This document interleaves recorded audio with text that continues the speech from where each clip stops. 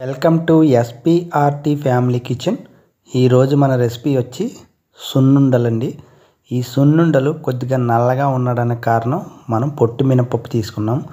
అదే మీరు వైట్గా కావాలనుకుంటే గుళ్ళునైనా తీసుకోవచ్చు. మినపగుళ్ళును చాలా బాగుంటుందండి. చాలా మృదువుగా ఉంటుంది, చాలా టేస్టీగా ఉంటుంది. మన ఇంట్లోనే చేసుకున్న నెయ్యి కొట్టి కలిపి చేసామేమో అద్దిరిపోతుందండి. మీరు ఒక్కసారి ట్రై చేయండి. ఎంతో హెల్దీ అండి. పొట్టు మినపప్పుతో తినడం వలన దానికి మనకు చాలా ఉపయోగాలు ఉన్నాయి. చూడండి, ఎంత ఇలా పట్టుకొని లాగుతుంటే అలా విడిపోతుంది. చాలా బాగుంటుంది ఈ మినప సున్నుండ తింటే. మీరు ఒక్కసారి ట్రై చేయండి. చాలా ఈజీ, చాలా తక్కువ టైంలో మనం మినప సున్నుండలు ఎలా తయారు చేయాలో చూపించబోతున్నాం.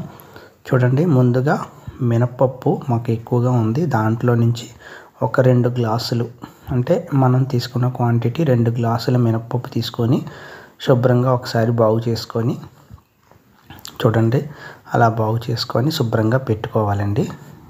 అలాగే ముందుగా మన ఛానల్ చూస్తున్న వాళ్ళు ఎవరైనా ఉంటే ఒకసారి సబ్స్క్రైబ్ చేయండి, లైక్ చేయండి, షేర్ చేయండి. చూడండి, ఈ మినపప్పు కొద్దిగా పొట్టు ఉండడం వలన మనకి ఒకలాగా ఉంటుంది.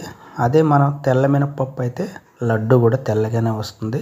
స్టవ్ వెలిగించుకొని స్టవ్ మీద కడాయి పెట్టుకున్నాము. ఈ కడాయిలో మనం ముందుగా తీసి శుభ్రపరచుకున్న ఈ మినపప్పుని కనీసం అంటే ఒక 10 నుంచి 15 నిమిషాల పాటు చాలా జాగ్రత్తగా సిమ్లో వేయించాలి. అది ఎంత బాగా వేయిస్తే మనకు అంత టేస్ట్ వస్తుందండి. అందుకని ఇది మనకి ముఖ్యంగా ఈ మినపప్పుని అనేది చాలా స్మూత్గా మనం చిన్న మంట మీద పెట్టి సిమ్లో పెట్టి అలా కలుపుతూ ఉండాలి. చాలా ఓపికగా చేయాలండి. అలా వేపేటప్పుడు మంచి స్మెల్ కూడా వస్తుంది. ఆ స్మెల్ని చూసే మనకి సున్నుండ తయారైపోయిందన్నంత స్మెల్ వస్తుందండి. చూడండి, ఒక 10-15 నిమిషాల తర్వాత అలా బాగా వేగి కొంచెం కలర్ మారుతాయండి. అలా మారిన వాటిని అన్నిటినీ ఒక స్టైనర్లో తీసుకొని చల్లార్చాలి. లేదా ఒక ప్లేట్లోకైనా తీసుకోవచ్చు చల్లార్చడం కోసం.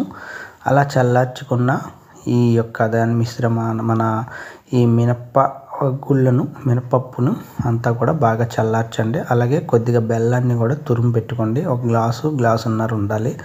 మనం తీసుకున్న కొలత ప్రకారం అయితే గ్లాసున్నర బెల్లం ఉంటే సరిపోతుంది. స్వీట్ ఎక్కువ తినే వాళ్ళు ఉంటే 2 గ్లాసులు వేసుకోవచ్చు.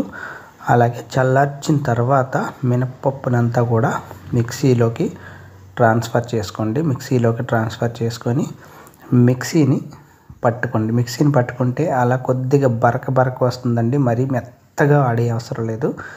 అయితే ఈ బరక వచ్చిన దాన్ని కొద్దిగా తీసి మనం ఏం చేస్తామంటే ఒక ప్లేట్లోకి ట్రాన్స్ఫర్ చేసుకోవాలి. అలాగే మధ్యలో కొద్దిగా యాలకుల పౌడర్, అంటే ఇలాచీ పౌడర్ కూడా వేసేసి ఒకసారి గ్రైండ్ చేసేసాము. గ్రైండ్ చేసేసిన తర్వాత సగం కంటే ఎక్కువగా కొద్దిగా బయటికి తీసేసుకొని ఇదే పిండిలో కొద్దిగా బెల్లాన్ని కూడా, అంటే గ్లాసున్నర బెల్లాన్ని, కొలవలేదు కానీ ఇంచుమించుగా ఉంటుంది. మీరు కొలిచి వేసుకోవాలనుకుంటే ఒక 2 గ్లాసుల వరకు వేసుకోవచ్చు. స్వీట్ ఎక్కువ తినేవాళ్ళు, స్వీట్ తక్కువగా తినేవాళ్ళు ఉంటే ఒక గ్లాసున్నర అలా వేసుకోవాలి. అది బెల్లం కూడా ఆడిన తర్వాత వచ్చిన మిశ్రమాన్ని మొత్తం తీసేసుకున్న పిండిలో కలిపి రెండిటిని బాగా మిక్స్ చేయండి చేతితో.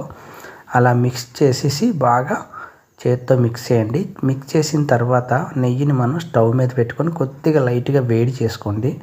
నిన్న మనం వీడియోలో చేసాం కదండి, ఆ వీడియోలో అనేది ఈ నెయ్యి అండి. నిన్న మనం చేసుకున్న వీడియోలో నెయ్యి అండి. చాలా ఇంట్లో తయారు చేసుకుందేమో అసలు టేస్టే మారిపోతుందండి. కొద్దిగా వేడి నెయ్యి వేసి, మరీ వేడిది కాదు అలాగని మరీ చల్లది కాదు, కొద్దిగా వేడి చేసిన నెయ్యిని అందులో వేసి కలపండి.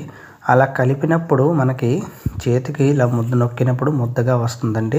ముందుగా మనం నెయ్యిని వేసి లైట్గా కలపండి. కలిపిన తర్వాత ఒకవేళ సరిపోలేదనుకుంటే మరికొద్ది నెయ్యిని యాడ్ చేసుకుంటూ సున్నుండలుగా అలా నొక్కితే మనకి ముద్ద రావాలండి. ముద్ద వచ్చే వరకు కొద్దిగా నెయ్యిని యాడ్ చేసుకుంటూ కలిపితే చూడండి మనకి ఒక లడ్డు తయారైపోయింది. అది 2 లడ్డు కూడా తయారైపోతుందండి. అలా 3 మనం ఇలాగే మొత్తం లడ్డూలన్నిటినీ కలుపుకోవాలి. ఒకవేళ మధ్యలో పిండి ఆరిపోయింది అన్నప్పుడు మరికొద్దిగా నెయ్యిని యాడ్ చేసుకుంటూ కలుపుకుంటూ అలా లడ్డూలన్నీ చేసేసుకుంటే మనకి ఎంతో ఇష్టమైనటువంటి చిన్నపిల్ల మరీ ఇష్టపడి తినే ఈ సున్నుండలు తయారు చేసేసాము. Thank you. ఒక్కసారి ట్రై చేయండి.